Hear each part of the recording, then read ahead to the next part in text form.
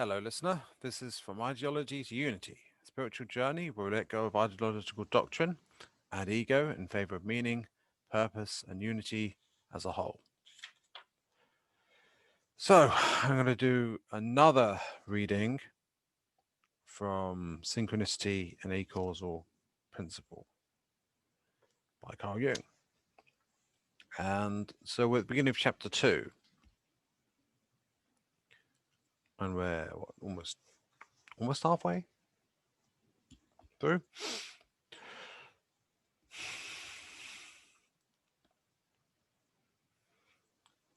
As I've already said, it's called an astrological experiment. As I've already said, we need two different facts, one of which represents the astrological constellation and the other the married state. The material to be examined, namely the quantity of marriage horoscopes, was obtained from friendly donors in Zurich, London, Rome, and Vienna. Originally, the material has been put together for purely astrological purposes, some of it many years ago, so that those who gathered the material knew of no connection between its collection and the aim of the present study. A fact which I stress because it might be objected that the material was specially selected with that aim in view. This was not so. The sample was a random one. The horoscopes, or rather the birth data, were piled up in chronological order just as the post brought them in. When the horoscopes of 180 married pairs had come in, there was a pause in the collection, during which the 360 horoscopes were worked out. This first batch was used to conduct a pilot investigation, as I wanted to test out the methods to be employed. Since the material had been collected originally in order to test the empirical foundations of this intuitive method, a few more general remarks may not be out of place concerning the considerations which prompted the collection of material. Marriage is a clear-cut fact, although its psychological content shows every conceivable variation. According to the astrological view, it is precisely this fact of marriage that expresses itself markedly in the horoscopes. The possibility that the individuals characterized by the horoscopes married one another, so to say, by accident, will necessarily recede into the background. All external factors seem capable of astrological evaluation, but only insomuch as they are represented psychologically. Owing to the very large number of characterological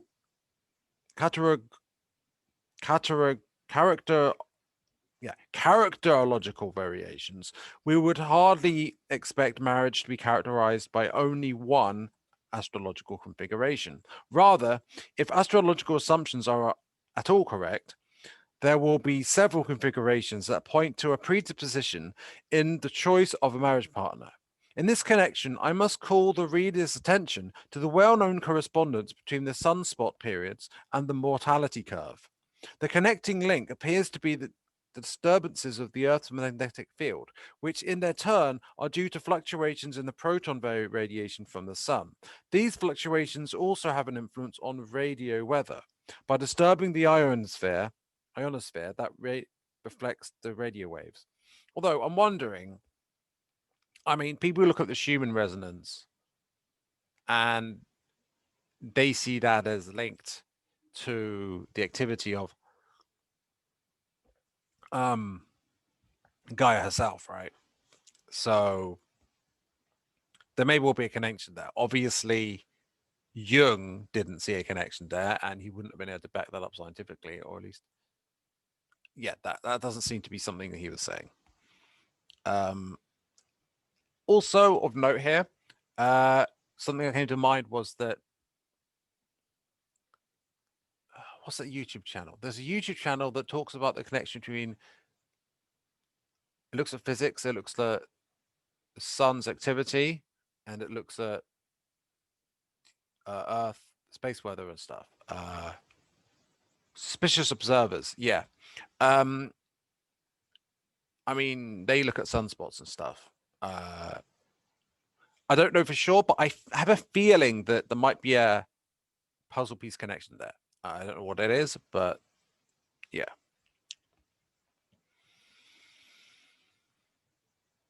These fluctuations also have an influence on the radio weather by disturbing the ionosphere that reflects the radio waves.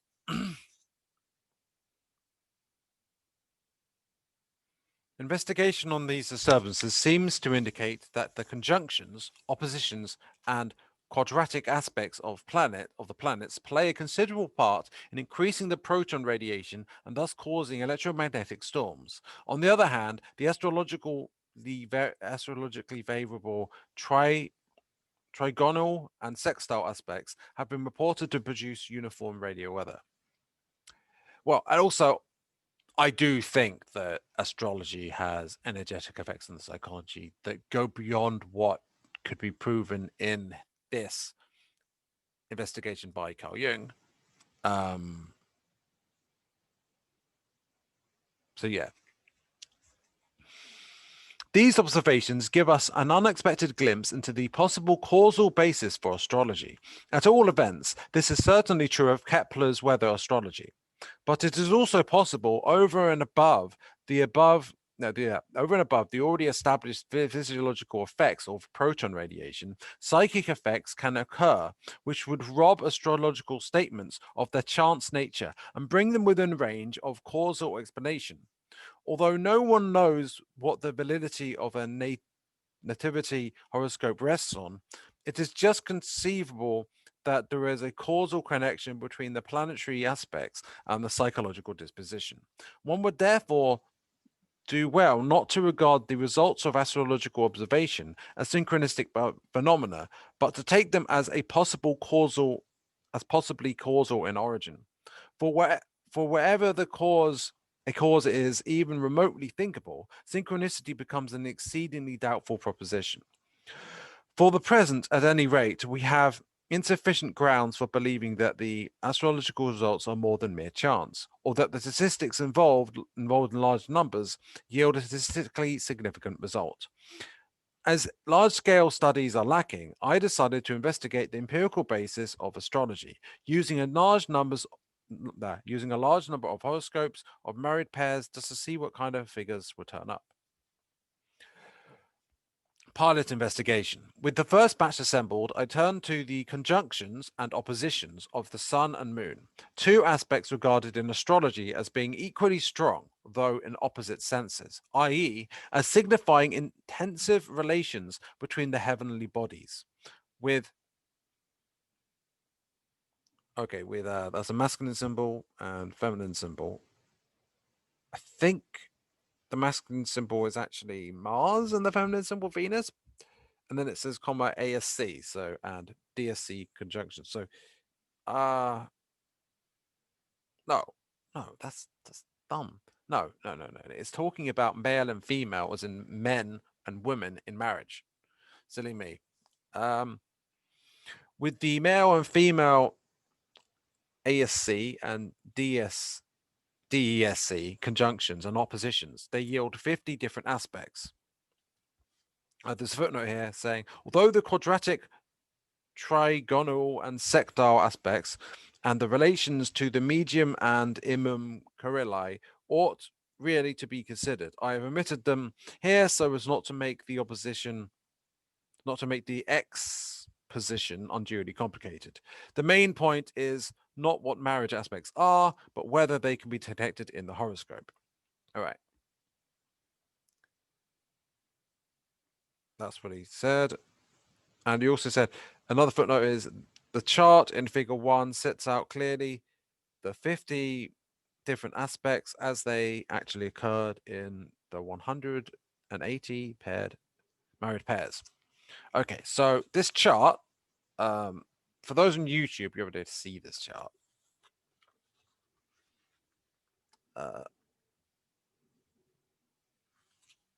Maybe backwards, but yeah. But basically, it shows male on the top on the x-axis, what female on the y-axis. Going along in these different in the table, going along from left to right. This is on the top.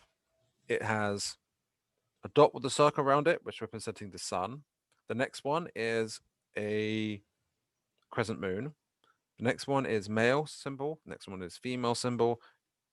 The next one is ASC dot. I don't know what that means, to be honest. I think it's ascending. The next one is descending. Oh yeah, yeah. I feel silly for not noticing it before. Yeah, ASC is descending, I think, and DSC is the next one, which is descending, right? And then going down the axis, you get the same, just for female.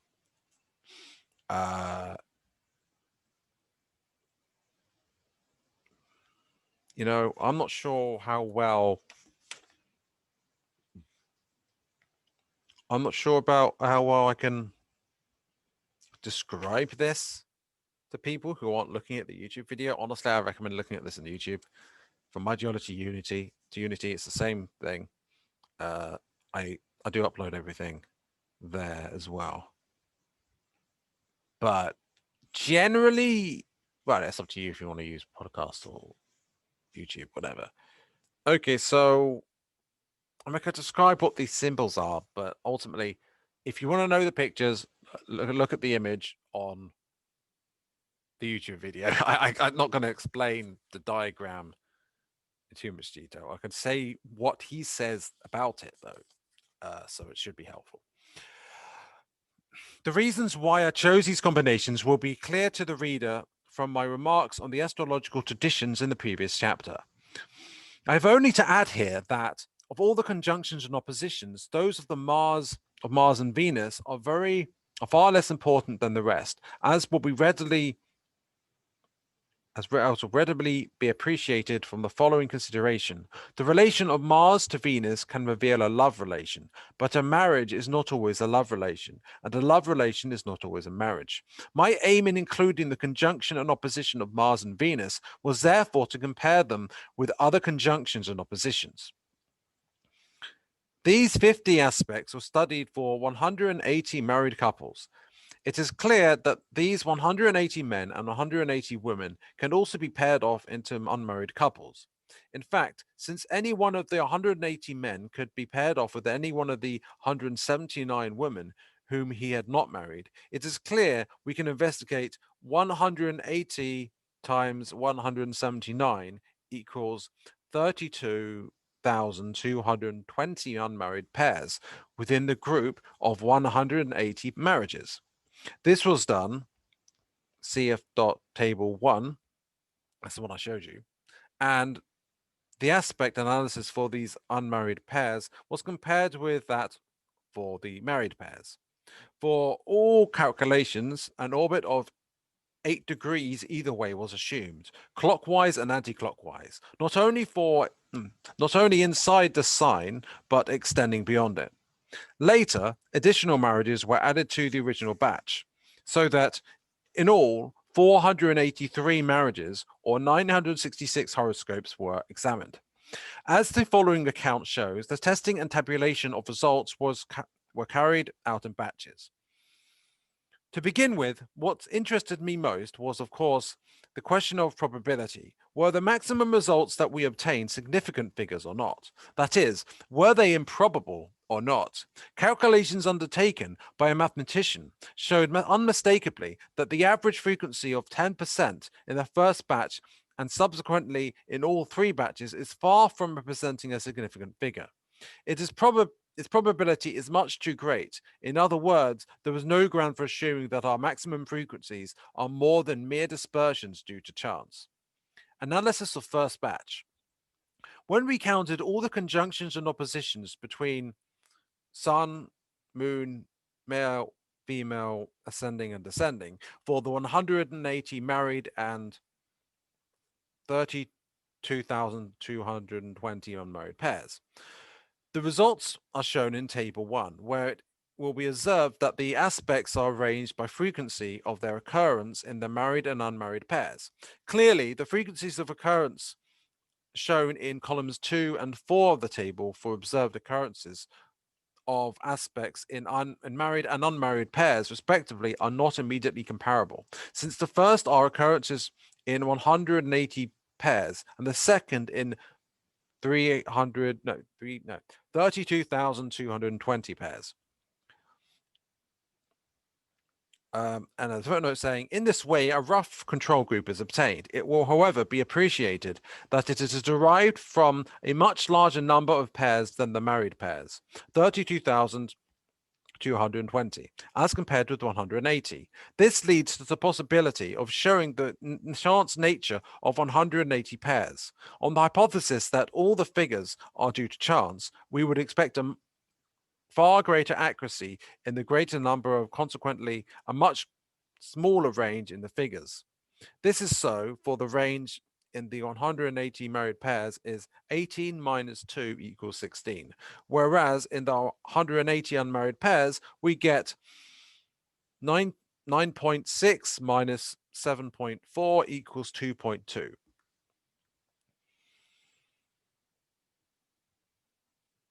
In column 5, therefore, we show the figures in column 4 multiplied by the factor 180 divided by 32,220 if the right side, unmarried pairs, equals 1. Then we get the following proportion: 18 to 8.40 equals 2.14 to 1.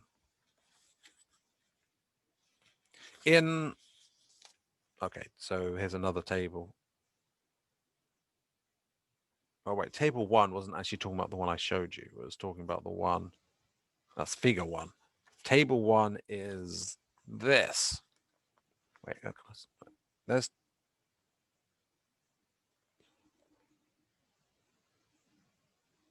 man, I hope I'm illegally all right with this. I mean, I am citing it, right? So I'm not claiming credit. Okay, so I could tell you what it says, but I think I'll just go with what he says. Oh, yeah, here's more. Don't sue me. Yeah.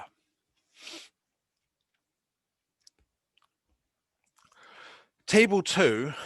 In table 2, these proportions are arranged according to frequency. To a statistician, these numbers cannot be used to confirm anything, and so are valueless, because they are chance dispersions. But on psychological grounds, I have discarded the idea we are dealing with mere chance numbers. In a total picture of natural events, it is just as important to consider the exceptions to the rule as the averages. This is the fallacy of the statistical picture. It is one-sided inasmuch as it represents only the average aspects of reality and excludes a total picture. The statistical view of the world is a mere abstraction and therefore incomplete and even. Okay, well, here's more diagrams. Wait, yeah. Yeah, there it is. And there.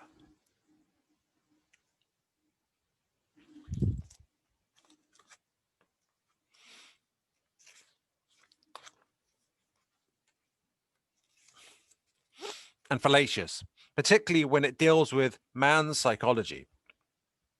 Inasmuch as chance maxima and minima occur, they are facts whose nature one set out to explore.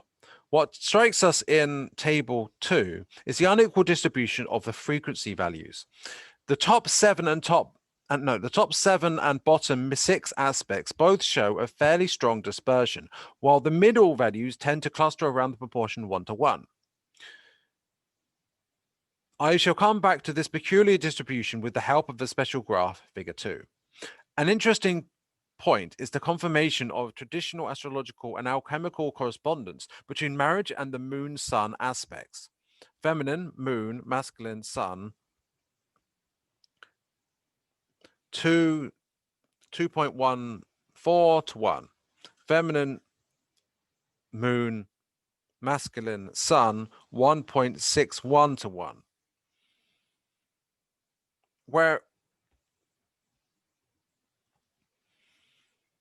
Whereas there is no evidence of any emphasis on the Venus-Mars aspects. Of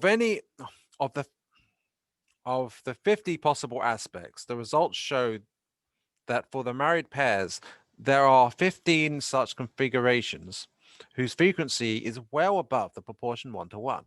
The highest value is found in the aforementioned moon to sun conjunction, and the two next highest figures, 1.89:1 and 1.68:1, correspond to the conjunctions between feminine ascending and masculine Venus, or feminine moon and masculine ascending, thus apparently confirming the traditional significance of the ascendant. Of the 15 aspects, a moon aspect occurs 4 times for women, whereas only 6 moon aspects are distributed among the 35 other possible values. I don't know why I said wives. The mean proportional value of all moon aspects amounts to 1.24:1. The average value of the 4 just cited in the table amounts to 1.74:1, as compared to the 1.24:1 for all moon aspects. The moon seems to be less emphasized for men than for women. For men, the corresponding role is played not by the sun, but by the ascending-descending axis. In the first 15 aspects of Table 2, these aspects occur 6 times for men and only twice for women. In the former case, they have an average value of 1.42:1, as compared with the 1.22:1 for all masculine aspects between ascending or descending on the one hand and one of the 4 heavenly bodies on the other. Figures 2 and 3 give a graphical representation of the values listed in Figure 1, from the point of view of the dispersion of aspects. This arrangement enables us not only to visualize dispersions in the frequency of occurrence of the different aspects, but also to make a rapid estimate of the mean number of occurrences per aspect, using the median as an estimator. Whereas, in order to get the arithmetic mean, we have to total the aspect frequencies and divide by number of aspects. The mean frequency is found by counting down the histogram to the point where half the squares are counted and half are still to count. Since there are 50 squares in this case, the median is seen to be 8.0, since 25 squares do not exceed this value and 25 squares do exceed it. Figure 2. By the way, I do recommend you read this book. Better than listen to this, but yeah. So I don't know for sure what this tells us yet, though we have noticed a few differences that aren't random, right? We've noticed some things that seem like there's a trend when we would expect it to be random, right? Jung will go more into that later. For the married pairs, the median amounts to 8 cases, but in the combinations of unmarried persons, it is more, namely 8.4. That's Figure 3. For the unmarried, the median coincidences. For the unmarried, the median coincides with the arithmetical mean. Both amount to 8.4, whereas the median for the married is lower than the corresponding mean value of 8.4, which is due to the presence of lower values for the married pairs. All right, Table 3, which I'm just going to wait. I can't really see. You see, the problem is I can't see what you can see while I'm showing you because the book is in the way. So, yeah. A glance at Figure 2 will show that there was a wide dispersion of values which contrast strikingly with those clustered around the mean figure of 8.4 in Figure 3. Here, there is not a single aspect with a frequency greater than 9.4. Why do I keep saying things wrong? Here, there's not a single aspect with a frequency greater than 9.6, whereas the married one aspect reaches a frequency of nearly twice as much. On the supposition comparison of all batches, on the supposition that the dispersion apparent in Figure 2 was due to chance I investigated a number of married horoscopes, 400 in all, or 800 individual horoscopes. The results of this additional material are shown in Table 3 and are set against 180 cases already discussed, though I here confined myself to the maximal numbers that clearly exceeded the median. Figures are given in percentages. The 180 married couples in the first column show the results of the first collection, while the 220 in the second column were collected more than a year later. The second column not only differs from the first in its aspects, but shows a marked sinking of the frequency values. The only exception is the top number, representing the classical. I don't know what that is. It's like a moon, then a little circle facing upwards and a moon. I said what it meant at some point previously. It takes the place of the equally classical moon. Wait, is that ascending maybe? I don't know. Wait, that one. And then the equally classical, that one. If you can't see it, I don't know how to read it out. I can't remember what the symbols mean. In the first column, of the 14 aspects in the first column, only 4 come up again in the second, but these no less than 3 are moon aspects. And this is in accord to the astrological expectations. The absence of the correspondence between the aspects of the first and second columns indicates a great inequality of material, i.e., there was a wide dispersion. One can see that this in the aggregate that figures for 400 married pairs. As a result of the evening out of the dispersion, they all show a marked decrease. These proportions are brought out still more clearly in Table 4. This table shows the frequency figures of the 3 constellations that occur most often, 2 lunar conjunctions and 1 lunar opposition. The highest average frequency, that for the original 180 marriages, is 8.1%. For the 220 collected and worked out later, the average maximum drops to 7.4%, and for the 83 marriages that were added still later, the average amounts to only 5.6%. I'll add here that I'm aware that it's not as exciting or interesting as potentially, it depends if you like stats, as what I usually do, but this is actually important for the rest of it because it is the evidence. Yeah. The highest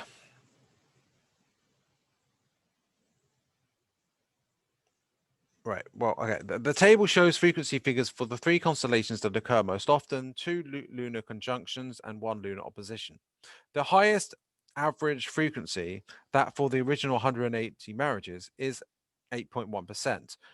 For the 220 collected and worked out later, the average maximum drops to 7.4%.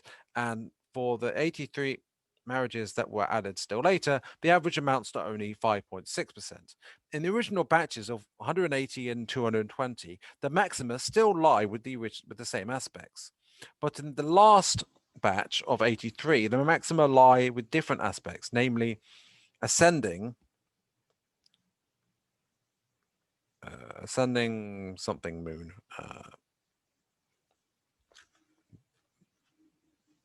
That one. And then I can't remember what that means. Okay, so there's a little circle facing up, diagonal up and right. So ascending, that circle thing, moon, and then sun, that circle thing, female, sun, that circle thing, male, and ascending, that circle thing, ascending. Yeah, I'm really sounding impressive. I'm saying, oh, that circle thing. Yeah. Yeah, I don't usually have to read things in this format. The average maximum for these 4 aspects is 8.7%. This high figure exceeds our highest average of 8.1% for the first batch of 180, which only proves how fortuitous our favorable initial results were. Nevertheless, it is worth pointing out that, amusingly enough, the maximum of 9.6% lies within the ascending to moon aspect. That is to say, another lunar aspect which is supposed to be particularly characteristic of marriage, the lucis naturali. No doubt, but a very queer one, since according to the tradition, the ascendant or horoscopus, together with the sun and moon, forms the trinity that determines fate and character.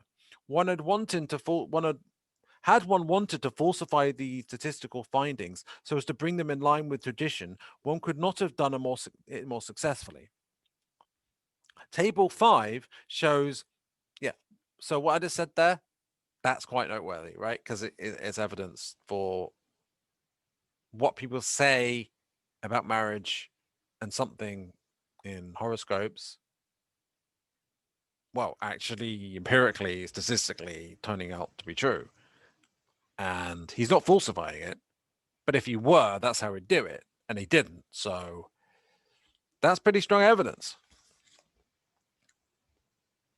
I mean, for those who require evidence for their epistemology, but yeah. Epistemology is how to get to truth, how you get to truth if you don't know that.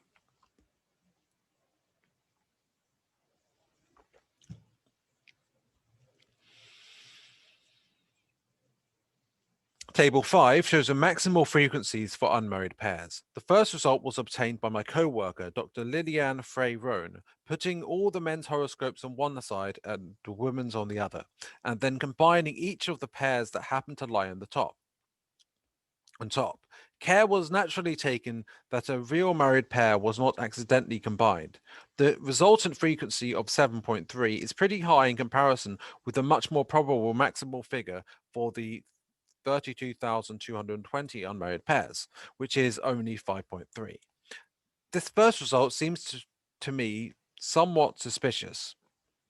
Footnote: how subtle these things can be shown by the following incidents. Recently, it fell to my colleague to make the table arrangement for a number of people who were invited to dinner.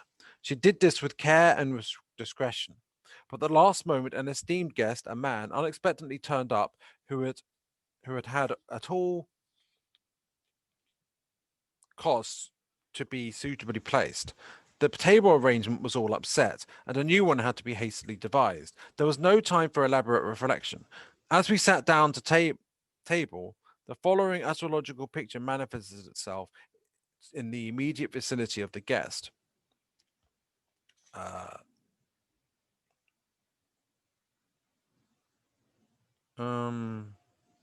Yeah, it's showing symbols representing different star signs. I can't remember. One of them is Taurus. I'll tell you what, look, there it is. If you're looking on YouTube, otherwise, I'm just not going to describe it. He will say what it means, what it tells us.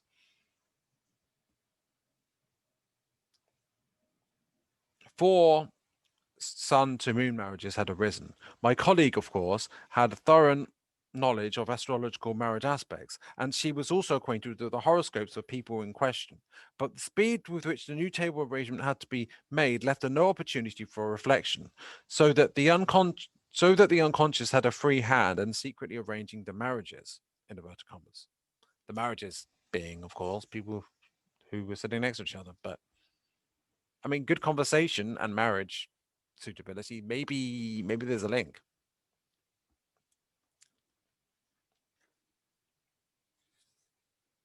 Therefore, suggested that we should not combine the pairs ourselves, but should proceed in the following way. 325 men's horoscopes are numbered. The numbers were written on separate slips, thrown into a pot and mixed up. Then a person who knew nothing of astrology and psychology, and even less of these investigations, was invited to draw slips one by one out of the pot without looking at them. The numbers were each combined with the topmost of the pile of women's horoscopes, care being again taken that the married pairs does not accidentally come together. In this way, 325 artificial pairs were obtained. The resultant 6.5 is rather nearer to the probability. To probability. Still, more probable is the result obtained for the 400 unmarried pairs. Even so, this figure 6.2 is still too high. The somewhat curious behavior of our figures led to a further experiment whose results I mention here with all the necessary reserve, though it seems to me to throw some light on the statistical variations. It was made with 3 people whose psychological status was accurately known. The experiment consisted in taking 400 marriage horoscopes at random and providing 200 of them with numbers. 20 of these were drawn by lot by the subject. These 20 marriage pairs were examined statistically for 50 marriage characteristics. The first subject was a woman patient who, at the time of the experiment, found herself in a state of intense emotional excitement. This proved that 20 Mars aspects, no less than 10, were emphasized, with a frequency of 15.0, of the moon aspects 9, with a frequency of 10, and with a frequency of sorry.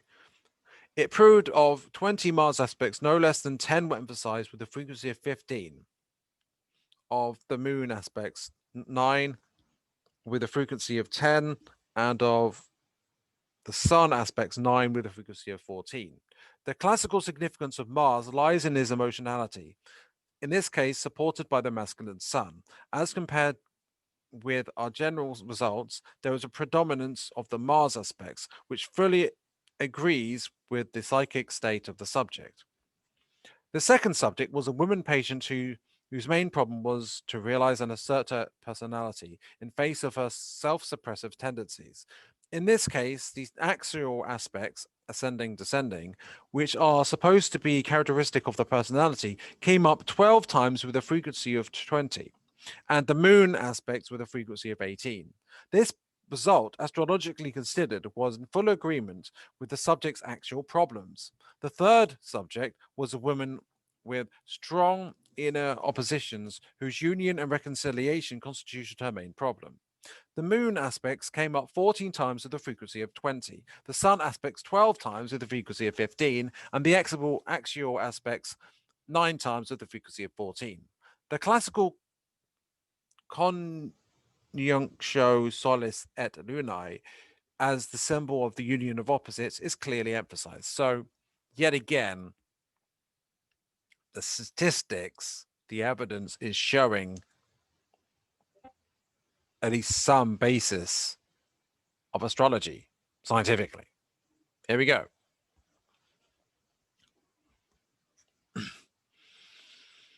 In all of these cases, the selection by lot of marriage horoscopes proves to have been influenced, and this fits in with our experience of the I Ching and other mantic procedures. Although all these figures lie well within the limits of possibility and cannot therefore be regarded as anything more than chance, their variation, which each time corresponds surprisingly well to the psychic state of the subject, still gives one food for thought. I mean, I kind of interpret it as more of a stronger case there, but maybe it makes more of a stronger case as it goes on later.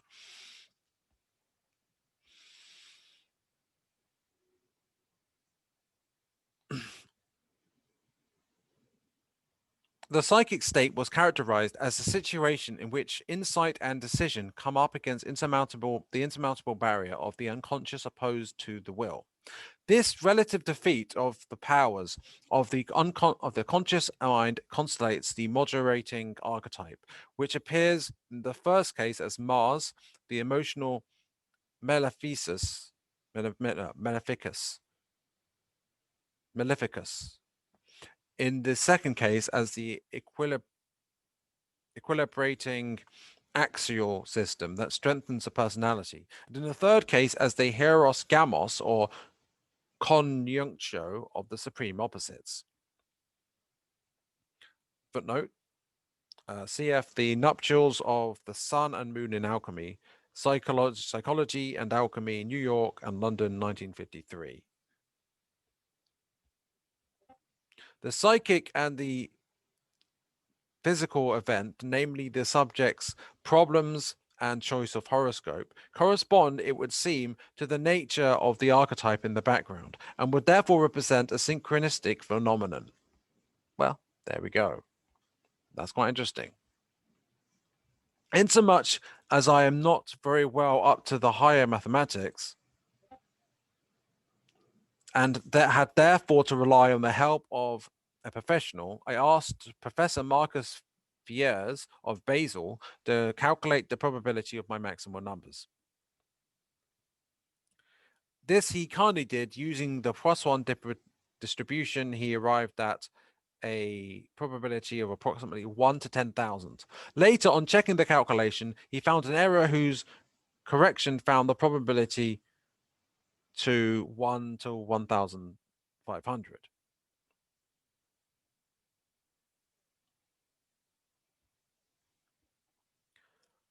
From this, it is clear that although our best results, moon to sun and moon to moon, are clearly improbable in practice, they are theoretically so probable that there is little justification for regarding the immediate results of our statistics as anything more than chance. If, for instance, there is a 1 to 1,500 probability of my getting the telephone connection I want, I shall probably prefer, instead of waiting on the off chance for a telephone conversation, to write a letter. Our investigation shows not only do the frequency values approximate to the average with the greatest number of married pairs, but that any chance pairings produce similar statistical proportions. From the scientific point of view, the results of our investigation is in some respects not encouraging for astrology, as everything seems to indicate, in the case of large numbers, the differences between frequency values for the marriage aspects of married and unmarried persons disappear altogether. Thus, from the scientific point of view, there is little hope for proving astrological correspondence is something that conforms to law. At the same time, it is not so easy to counter the astrologer's objection that my statistical method is too arbitrary and clumsy to evaluate correctly the numerous psychological and astrological aspects of marriage. So the essential thing that remains over from our astrological statistics is the fact that the first batch of 180 marriage horoscopes shows a distinct maximum of 18 for the moon to sun, and the second batch of 220, a maximum of 24 for moon to moon. These two aspects have long been mentioned in the old literature as marriage characteristics, and they therefore represent the oldest tradition. The third batch of 83 yields, as we have said, a marriage of 8 for the moon to ascending. These batches have probabilities of about 1 to 1,000, 1 to 10,000, and 1 to 50, respectively. I should like to illustrate what has happened here by means of an example. You take 3 matchboxes and put 1,000 black ants in the first, 10,000 in the second, and 50 in the third, together with 1 white ant in each. Shut the boxes and bore a hole in each one of them, small enough to allow 1 ant to crawl through at a time. The first ant to come out of each of the 3 boxes is always the white one. The chances of this actually happening are extremely improbable. Even in the first 2 cases, the probability works out at 1 to 1,000 times 10,000, which means that such a coincidence is to be expected only in 1 case out of 10 million. It is improbable that it would ever happen in anyone's experience, yet in my statistical investigation, it happened that precisely in 3 conjunctions stressed by astrological tradition, it came together in the most improbable way. Say what you like about um how it didn't look too good for proving or showing evidence for astrology, but that bit there, that's strong evidence, right? I think that stood out to me at the time as well. So, yeah, I don't know what else to say about it, really. It's just like, it stands out because, astrology is actually valid. That's why. Well, that's my view. Uh,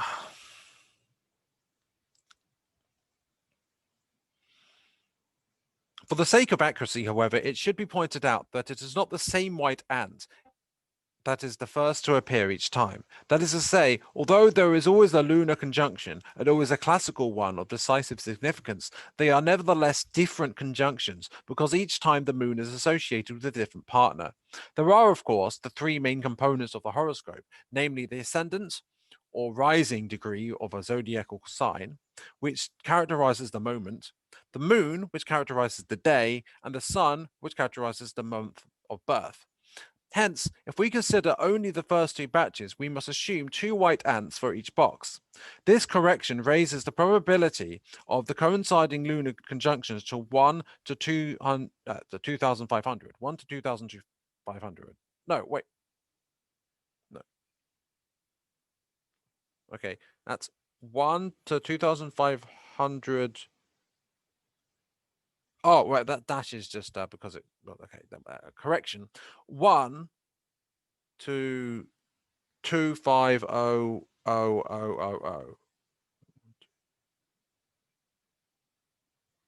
That's 10 off million, so that's a big number. If we take the third batch as well, the coincidence of the three classical moon aspects has a probability of 1 to 65 million, no, 1 to 62,500,000. The first proportion is significant even when taken by itself, for it shows that the coincidence is a very improbable one. But the coincidence with the third lunar conjunction is so remarkable, it looks like a deliberate arrangement in favor of astrology. What can I say? I do not say anything. It speaks for itself.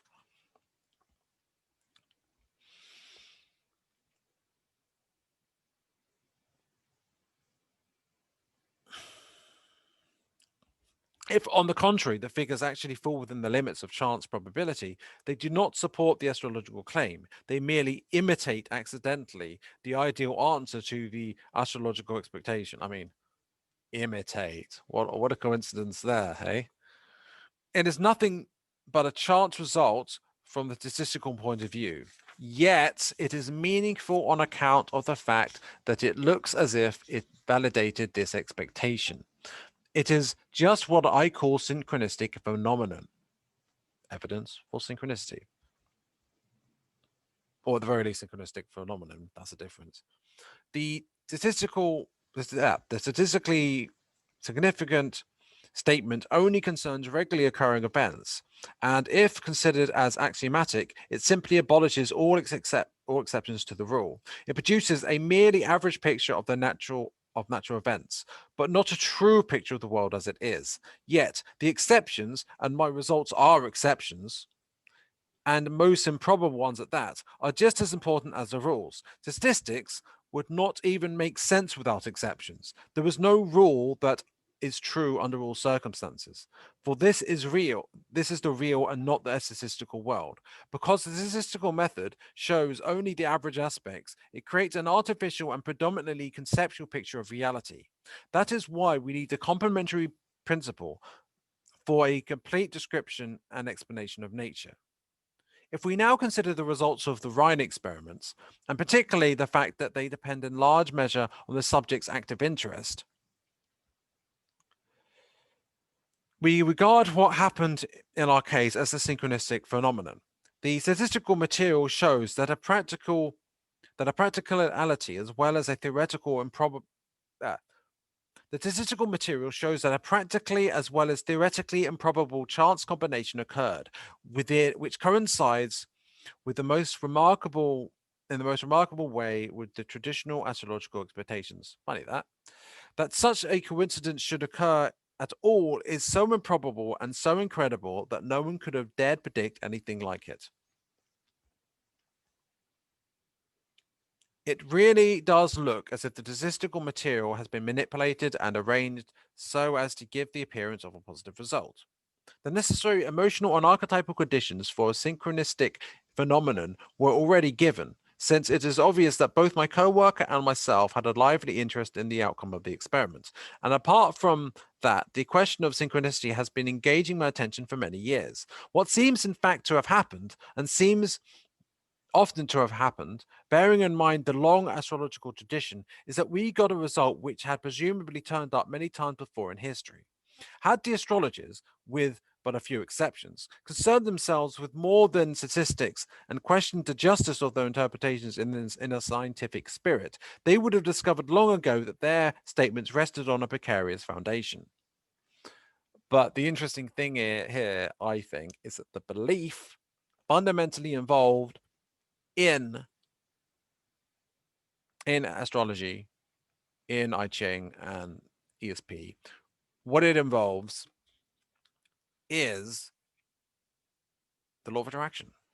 It involves the law of attraction and that belief that it shapes reality because of the law of attraction. And keep in mind that he even quoted someone who was talking about basically what amounts to the law of attraction. If I can find it,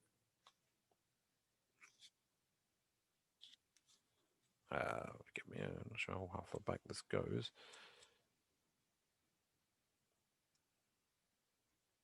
Yeah, the stuff about Albertus Magnus.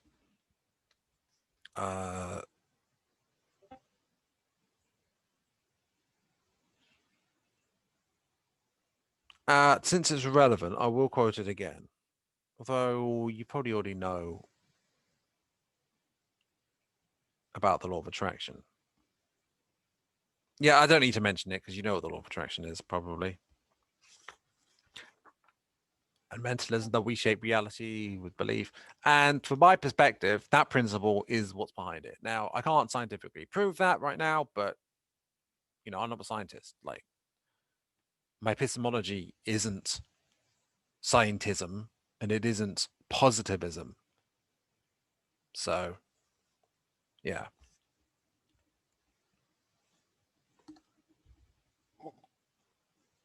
Not that I exclude those means as ways to ascertain truth. And it's not exclusive about using them. Where was I? Right. The,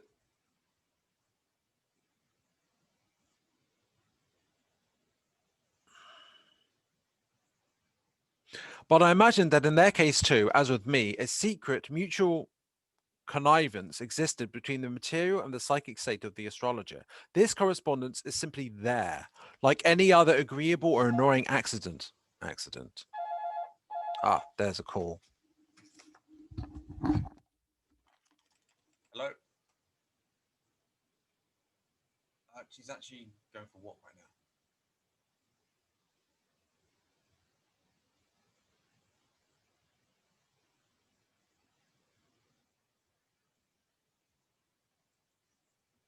Yeah, I'll say you called. Okay.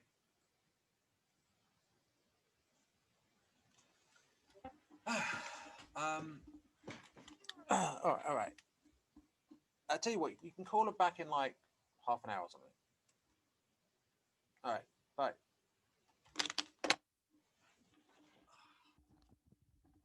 Lovely, that isn't it? Well, I just need to accept it. When I did the podcasting course, Brian Rose mentioned that I did broadcast yourself. So when I was doing that, pardon me, he mentioned that yeah, I mean, like one guy who's interviewing just went to the loo in the middle of it. I mean, sometimes you just got to deal with it. I mean, this isn't. I may be putting it on YouTube, but it's not YouTube in a sense. This primarily I'm doing this on Anchor, and it gets distributed out to a number of places based on that, number of podcasting sites based on that. And I'll be honest with you, I'm putting this on YouTube. Okay, originally I was putting it on YouTube to get more people onto my podcast generally.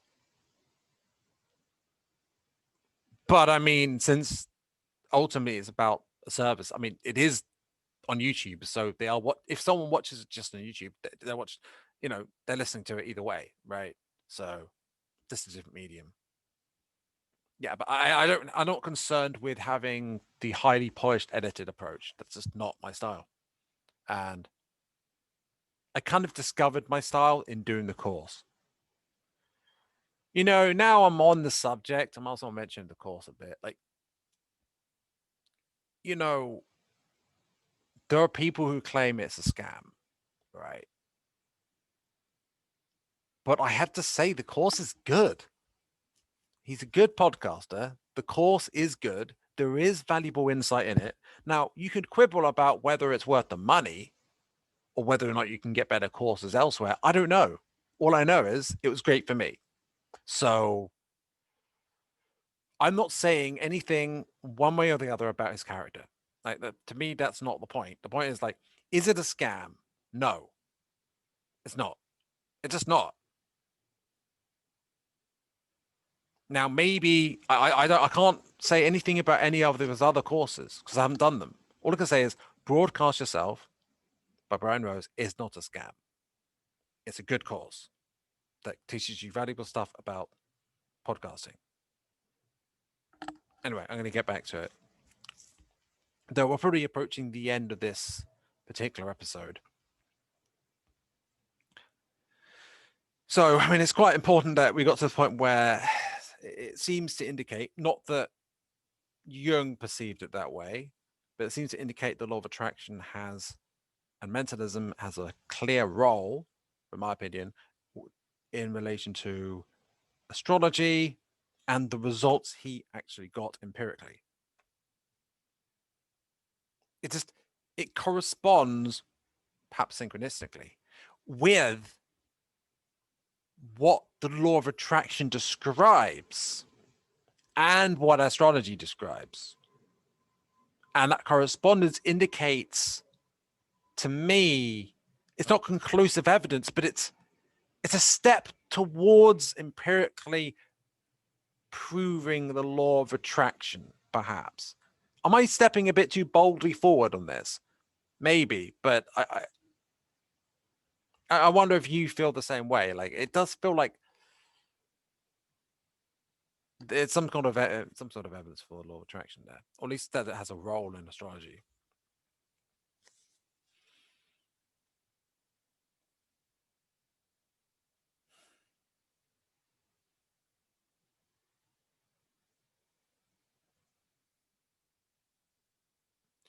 One may have been fooled by a coincidence, but one has to have a very thick skin not to be impressed by the fact that out of 50 possibilities, 3 times precisely those turned up as maxima, which are regarded by tradition as typical.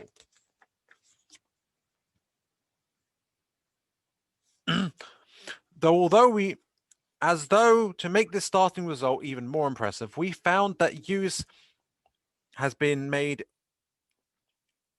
of unconscious deception. On first working out the statistics, I was put off the trail by a number of errors which I fortunately discovered at the time. After overcoming this difficulty, I forgot to mention in the Swiss edition of this book that the ant comparison, if applied to our experiment, only fits if respectively 2 or 3 white ants are assumed each time.